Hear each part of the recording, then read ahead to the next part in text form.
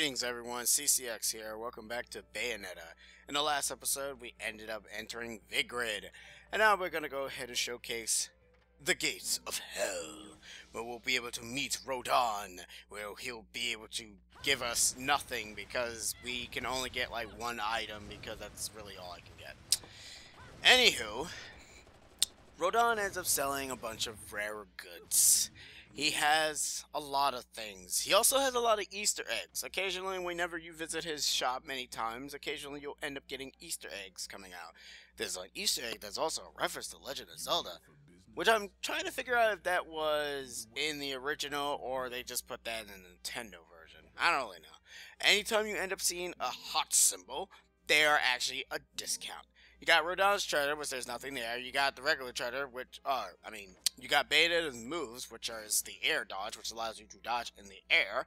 You got items. You got your healing, your health, and I actually forgot what the red one was. I don't really remember. Anyways, Red Hot Shot I will be buying constantly because I don't trust myself in actually being revived. But be warned though, if you do use them, it will actually downgrade your score. These items here are your equipment items. One of these items have the capabilities of canceling the Infinite Climax difficulty, where I said that you're unable to use Witch Time. That's the difficulty. That's this particular item that you can use that allows you to activate Witch Time, even though you are unable to activate Witch Time in Infinite Climax. Infinite Climax is basically the perfect difficulty if you really want to go ahead and prove to yourself that you are a Umbra God. Then, well, you can play that level. Now, welcome to the central station of Vigrid. There are occasional birds that you can be able to find, and I'm not going to read the Crystal Witch and Sage. It's basically a synopsis that explains the Umbra Witches and the Lumen Sages, which is basically the enemies that we're fighting right now. The Lumen Sages are our enemies. Anyways, you'll find treasure chests which you can kick repeatedly until, they open. And you can end up getting yourself either a heart or a magic pearl. These 8 arcade bullets is, well, exactly what it is, an arcade bullet.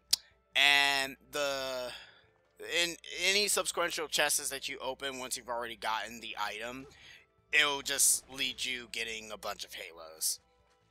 That bird you see here, see there, has ability to run away, but if you walk up slowly to it, kind of like the cuckoos or the pigs in Wind Waker, you can be able to capture it very easily. The Umbra tier Ravens things don't really do anything in my opinion, because they don't really do anything for me, to be honest. I guess they're like for completion's sake. But other than that, what are you gonna do? By the way, remember when we just saw those wonderful Raven Angel things? Yeah, we're about to see them again, except they're gonna be big variants of them. Take that into consideration when you end up playing 2, because they do the same exact thing in 2 as well, which is kind of weird, because it's kind of like saying, like, wow, you guys did not learn your lesson the first time. Alright, whatever. I mean, the thing is about these angels is that I really, well, these enemies per se, I really love the design of all of them. Say hello to Alplus. Screw it. Let's just kill it. It's a monster that needs to die. Ugh. Now, anyways, let's actually get on with the game, shall we?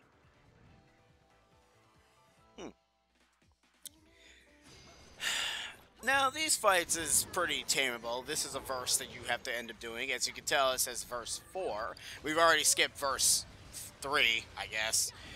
Now, those enemies that I was just shooting, they will occasionally block your attacks. Once they completely block your attack, they will try to charge at you. As you can see here, and look at that. So be sure to remember that. If you block their attack, well, if they block your attack, they will charge at you. So be careful and just be prepared for that. Because they're like sort of quote-unquote immune to your bullets, but they can get pot-shotted.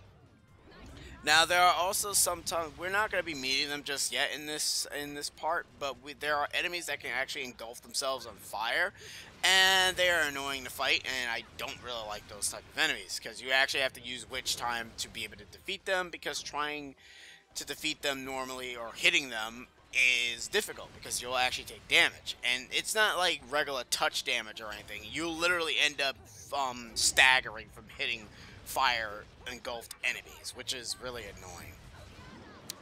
Now, sometimes what you want to do, you also want to use like your torture attacks, but sometimes people won't use their torture attacks just to try to build up their combos, because your combos can be broken.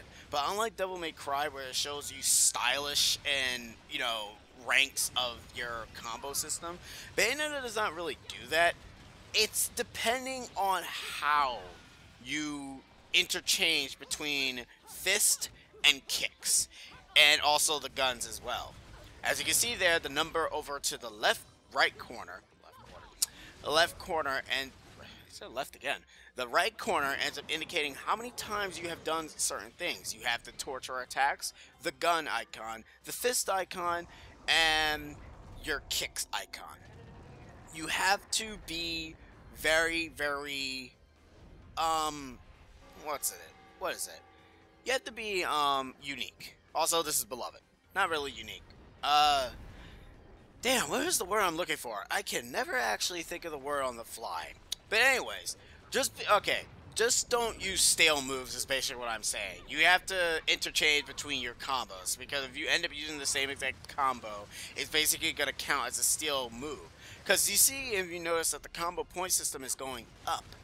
Occasionally, depending on what you do right now, is basically what you're going to get. Like, which time ends up giving you extra scores, and sometimes the combo gets dropped, which is not a good thing. You don't want the combo to be dropped at all. You want to keep your fighting in a very smooth pace. And you'll be able to actually do that with other moves. But, before I actually continue this, it's time to say hello to one of Bayonetta's creatures. Say hello to Gamora. And what does Gamora do? Well, he will eat you and chomp the hell out of you until he breaks you in half. That's our Gamora. He's also the final smash for Bayonetta when you end up using it. And they're doing the same thing as in the game. I love that they kept the roar. That right there is a disc. That is also a new weapon. What Rodin will do, well, I'll actually showcase that a little bit later. Not now, though. Sadly, my time sucked, and so did my combo. But like I said, I'm not really good when it comes to Bayonetta. I should say, I'm not good when it comes to comboing. As of this point, like, there are occasional moments where I even surprise myself when I'm not really, focused on trying to get something. Like, if you're really focused on trying to get the combo and the time as quickly as possible, your combo system is actually going to suck. I'm just going to say this now, because if you turn off your brain when you do these things, you'll have a much easier time in doing the combo system correctly. Like here, it's based off of time and also your combos, but you don't need as much combos since there's only 2 enemies. So you'll basically get platinum for no damage and for the combo since there's not many enemies, so you won't be able to rank up a big huge combo. And also the time is, of course, less than 15 seconds, I think, give or take. But anyways, we're about to end up getting ourselves into another means of things, which sucks because I completely missed the bird that was over there, so I thought that the game, I got screwed over because I couldn't find the bird, so I kind of end up looking over here. It's like, hey, where's the bird? Where's the bird?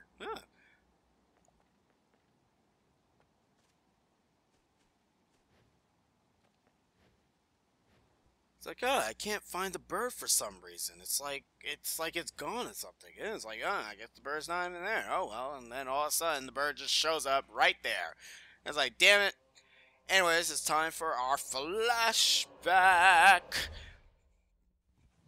Yes, now you guys know who the woman was in the tutorial. And say hello to the first boss of the game. Except you won't be fighting him yet.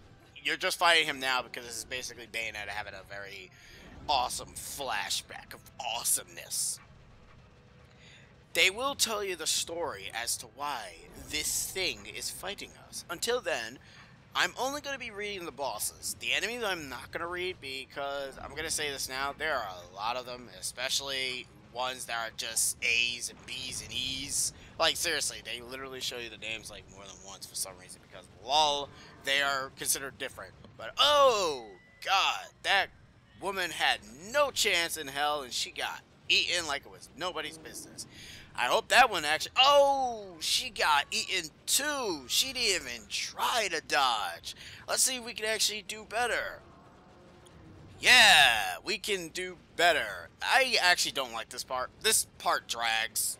And, I have a question. Is there a way to make this part go any faster? Besides the fact that if you get him to do his chomp ability, you also have to be sure to use witch time during that time because, you know, he won't stay on the balcony forever. You also don't want to be in the center because his face will shoot a projectile at you that can harm you, so be careful for that.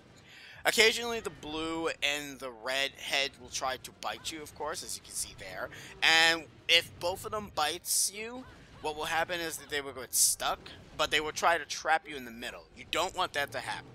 Try to time your dodges so you can activate witch time, so that way the head won't go, the head won't stay, the head would stay on the platform for a little bit longer. Because the thing about witch time, as of right now, we don't have the capabilities of extending it yet, but we will have, there's an item that allows us to have witch time being extended. We also have an item that allows witch time to be activated when we get hit. But the thing about that is that there's a negative point to it. It's basically a double-edged sword. You know the magic meter I was talking about that allows you to use torture moves, right? If you have that item, what happens is that you consume your magic meter. So if you really, really want to not have to use that, you know, you don't have to. I use it because, like, you know, sometimes I get hit when I don't mean to get hit. And magic points is great because, you know, you need the torture stuff to actually do more damage. But other than that, though, it's like, yeah, what are you gonna do? I noticed that the combo was good, but everything else was kind of piss poor. Then again, it doesn't help when platinum and silver almost look exactly the same color in this game. In my eyes, it looks a little bit the same. Alright, now we're about to get the book that allows us to mix stuff. Now, I will show you the mixture because this is actually pretty important. You need the Witch's Brew to actually use the mixture option. I end up showcasing it before I continue onwards. You go into the options and you go to your item section. Here is the list of all the items that you can actually combine into. Over to the right side ends up showing you if you end up doing certain combinations, you end up getting certain abilities. Some of these actually gives you more halos, some of these actually gives you temporary invulnerability, and I don't remember what the red one does, but I know that the purple one ends up giving you back your MP, and the green one ends up giving back your health. This guy here, he doesn't have a name, but it's actually Beloved Again, even though you're probably kind of wondering, how is this Beloved Again, even though we just ate him? Yeah, they have like multiples of these guys. Think of them as the Heartless, where if you kill one, another one would just show up. These guys don't die. Occasionally you'll end up fighting more than one of these things, and that's always a load and a half. So here, there is no real time limit. He's just going to keep bashing the wall. And as you're bashing the wall, he ends up staggering Bayonetta, so it can kind of screw you over in terms of the combo. So after a while, he'll throw it, and you have to use the jump here, because if you do not jump, you will die. So be warned by that, kiddies. Now, you notice that the verse is not over yet. That's because he is not dead. Yeah, there it goes. I timed that too late. You want to go and actually rush back up to the stairs, because when he does try to get up the stairs, he will slap you in the face, and it really hurts. Like, when they do, like, heavy damage to you, these guys really, really hurt. Now, this is a time sequence, because if he breaks down the platform, it's an instant game over. Now, game overs in this game is not good, because if you die once, you can kiss your platinum for the entire level altogether. let's just say if you're doing a perfect run of this game and you got pure platinum in all the verses, and then you get to a certain point where you get a game over, that's going to count towards your score, and your score is going to go down. So be warned by that. Don't die. And there is the quick time events in this game that can screw you over. You'll be seeing that later on, but just not now. But I just gotta say, those quick time events are a bit glitchy because they don't sometimes work. But anyways, that is the end of that part, and we got a gold. Can we keep it up and never get a silver or a stone? He says as he probably will get a stone soon. Ugh. Stone is the worst score. Bronze is alright, silver is alright, gold is alright, and platinum is also alright. Pure platinum is also, of course, better. Fun fact though, well, I'll get into that once we actually meet the character. But anyways, guys, I've been CCX, even though we're not really done yet, so I guess I'll have to wait. I don't know why I keep ending the part so quickly. Anyways, I love that they have the Platinum logo, the Platinum Games logo on the bottom. That's actually kind of cute.